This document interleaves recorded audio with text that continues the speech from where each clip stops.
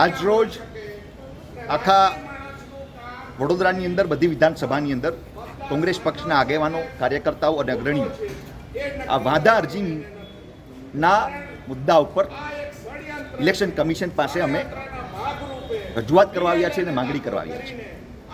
એમ જોવા જાય તો છેલ્લા 10 દિવસ થયા અમારા ગુજરાત પ્રદેશ કોંગ્રેસ કમિટી દ્વારા પણ ગાંધીનગર ખાતે જે ભારતીય જનતા પાર્ટી દ્વારા 10 લાખ કરતાં વધુ જે વાંધા અરજીઓ આખા ગુજરાતમાં દેવામાં આવેલી છે અને તમે જે આ લોકોનું જે મોડસ ઓપરેટિંગ તમે કહેવાય, આ લોકોનું ષડયંત્ર, તમે એ ફોર્મની તમે આમ કોપી જોશો તો એક જ પ્રકારની કોપી તમે આખા ગુજરાતની અંદર વાંધા લેવામાં આવ્યા છે.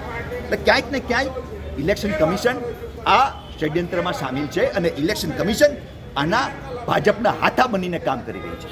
અમને એ નથી ખબર પડતી, જ્યારે આજે કોંગ્રેસ પક્ષ એક રાષ્ટ્રીય પક્ષ છે તો આજે વાંધા અરજી તમારી પાસે આવેલી છે. હું આજે વડોદરા જે વિધાનસભાની વાત કરું, શહેર વિધાનસભાની, ભાજપે 4558 અરજી કરેલી છે.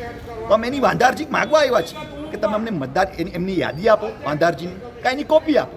પણ આ પેટનું પાણી નથી હળતી, કુંભકર્ણની જેમ આ અધિકારીઓ હોતા છે, રાક્ષસની જેમ કોઈ જવાબ નથી આપતા. ફોન કરીએ, મેસેજ કરીએ, કોઈ પણ જાતનો રિપ્લાય નથી આપતો.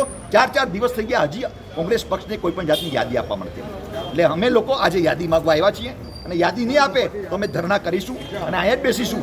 અમને તાત્કાલિક ધોરણે, યુદ્ધના ધોરણે અમને યાદી દેવામાં આવે, જેથી કરીને જે પણ મતદારોને ખોટા આ લોકો નામો અહીંયા કાઢવા માંગે છે એનો જે આ ષડયંત્ર છે એ અમે પૂરું નહીં થવા દઈએ અને કોંગ્રેસ પક્ષ લડશે અને લોકશાહીને મજબૂત કરશે.